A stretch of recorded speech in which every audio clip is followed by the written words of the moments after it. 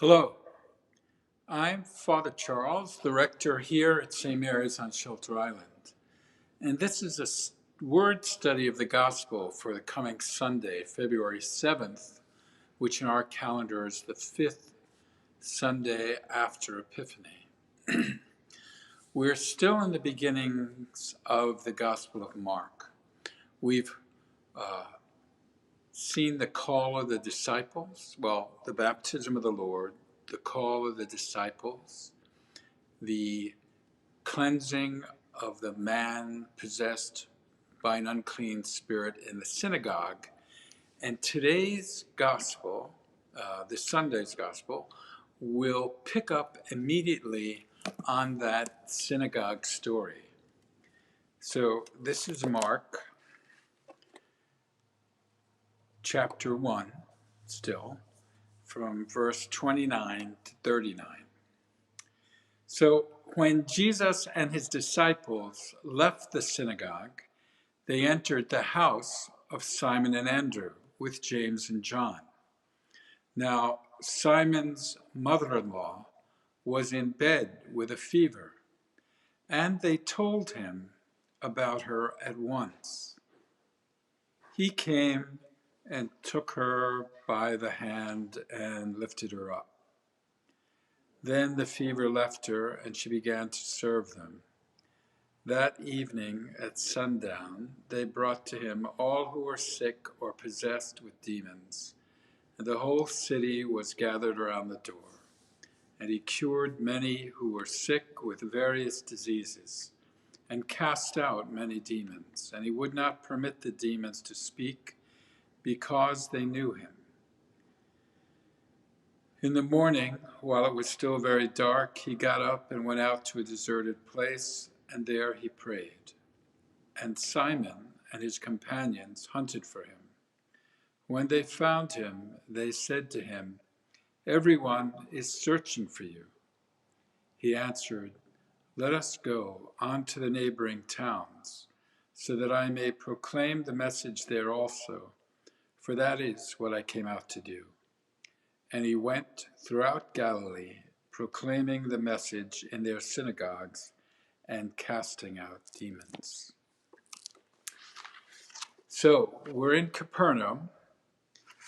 He had been in the synagogue in Capernaum, and this is him leaving the Capernaum synagogue. Remember, this is the town where Andrew and Peter live, Simon. If you go to Capernaum now, in last week's email, we shared pictures of the ruins of the temple at Capernaum. And if you stand in the temple of Capernaum and look a couple of hundred yards distant, you will see the new church from, I think, the 1990s, very ultra-modern structure, which covers and protects the ruins of the house of Peter, of Simon. And so it was only a short walk, we would say about a block away from the synagogue in Capernaum. And that site being identified as Simon's house goes way back to maybe the 200s, at least to the first accounts we have of a church being built over the ruins of Simon's house in Capernaum. So we know the site where today's story happens. It says that right after the cure of the person with the unclean spirit in the synagogue, they left and went into the house, and Simon's mother-in-law was in bed with a fever. So one of the little clues this gives us to the life in the early church is that Simon had a mother-in-law. So presumably Simon had a wife. Now this story in Mark doesn't tell us anything about Simon's wife. We, in the early church, uh, the church fathers, the patristic writers, thought that since she is not mentioned at all in this story, and they wonder, well, why would the mother-in-law be in charge of hospitality, as we'll see? Where was Simon's wife? The story in the first writers of the church felt that perhaps Simon, at this point, was a widower and his wife wasn't alive, which is why the mother-in-law was filling in the role of host that the wife would normally have filled in. But if we read in the first letter to the Corinthians, Paul has statements about marriage, right? And at one sense, at one point, I think in the 7th chapter, he says that, if you're not married, it's better not to get married. But later on, when he's saying that I'm an apostle just like the rest of them, he says, don't I have the right to a wife who can travel with me in my mission, like the other apostles, like the brothers of Jesus and Peter, Simon? So that would seem to indicate that Peter, Simon's wife, was alive and in fact traveled with Simon Peter as an apostle in mission. Just an interesting question. Recently, someone has actually written a book, The Gospel of Simon's Wife, an account which they imagine what Simon's wife would have experienced. So, the mother-in-law, she has a fever. What's interesting is it's not, we would say, maybe a life-threatening illness, though in those days, long before antibiotics, a fever often was life-threatening. It was enough that it took her out of the ability to perform just the normal hospitality for guests. And she was in bed, she was bedridden. And the word that, and it's interesting then to see that there's no identification here with any demonic possession or any dark spirits. It's an illness. And so one of the things that this gospel show us is there was a distinction for them between possession and illness. And so in this first actions of Jesus' ministry in the Gospel of Mark, we have him banishing an unclean spirit, and we have him curing a physical illness. Two things that in Mark's Gospel will highlight and be the motif of Jesus' active ministry.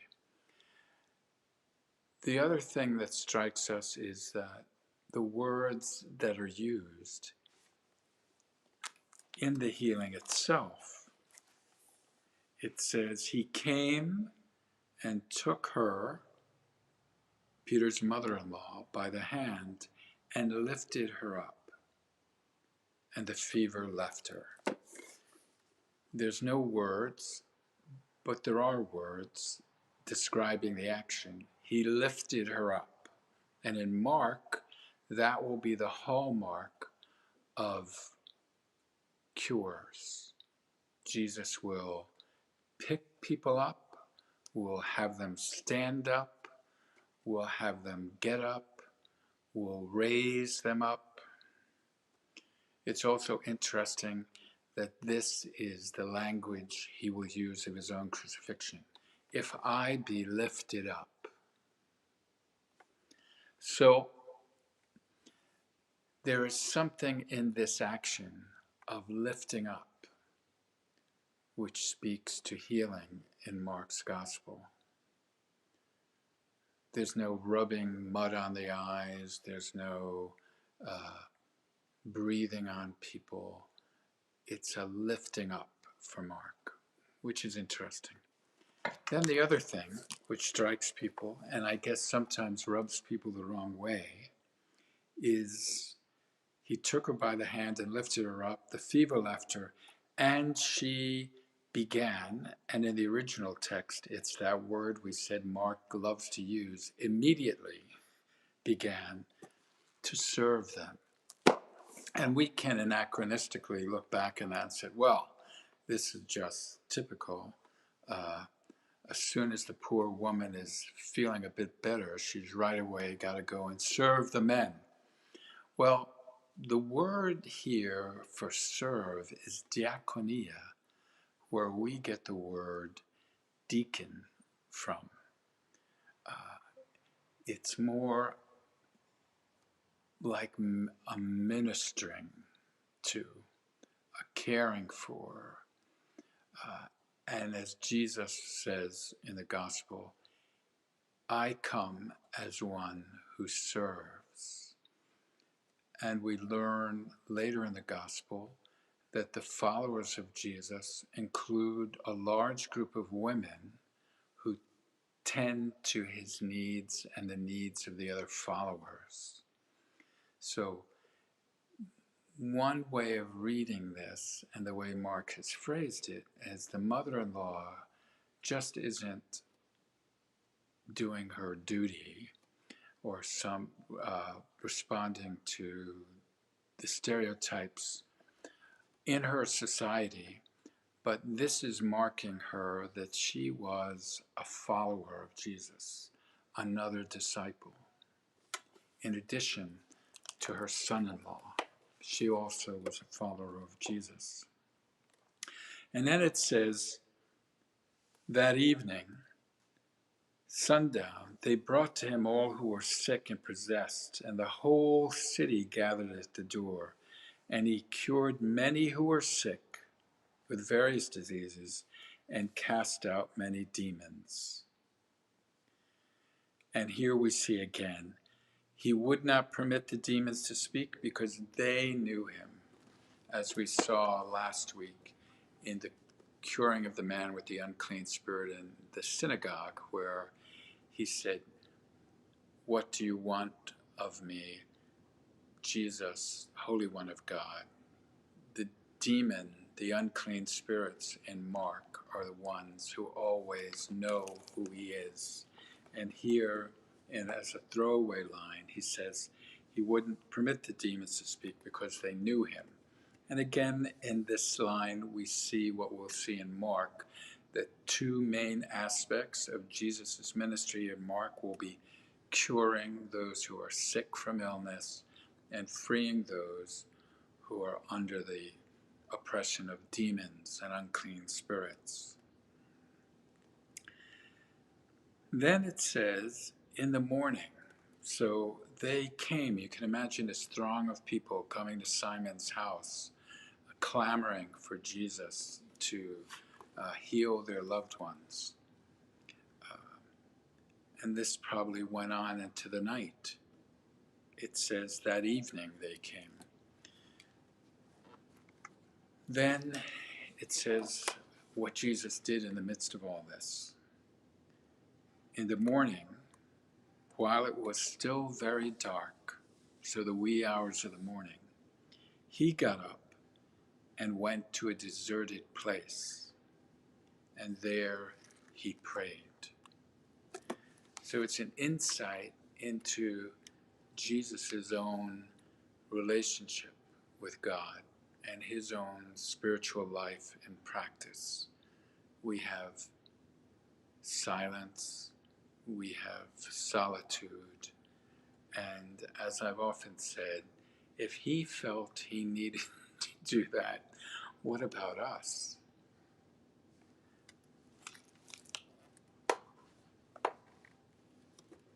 And then Simon and his companions, the disciples, went looking for him, and they finally found him in this deserted place.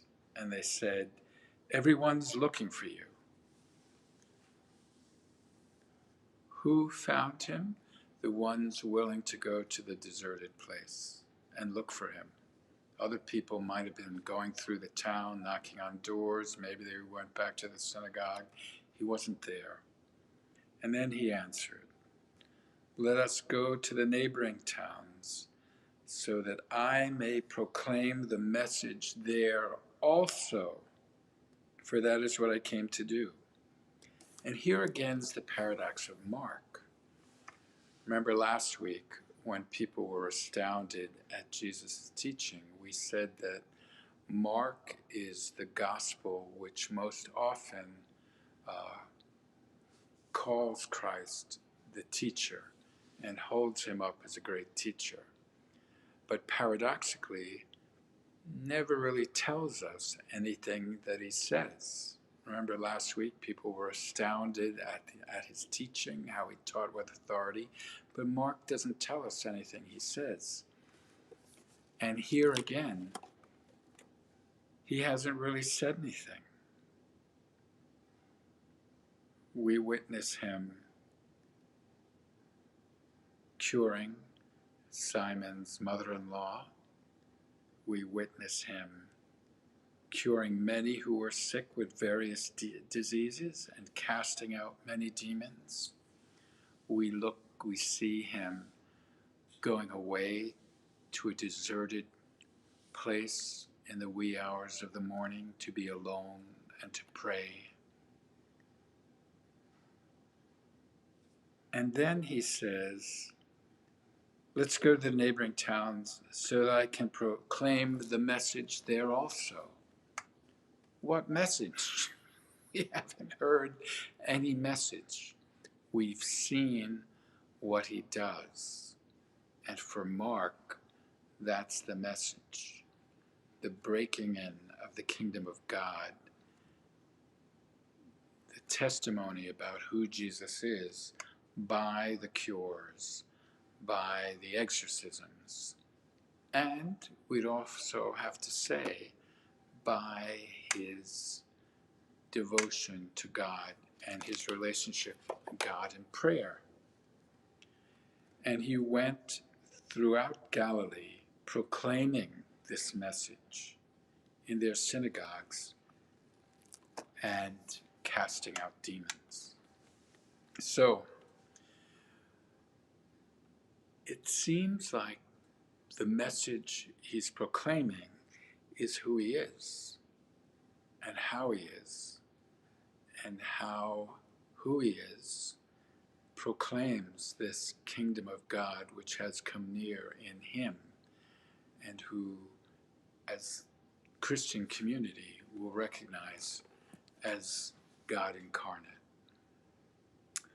Well, I hope this little look at the words in today's gospel and some of the hints it gives to us about Jesus is helpful. May God bless you. We've all, I think, pretty well dug out from last week's blizzard. I look forward to celebrating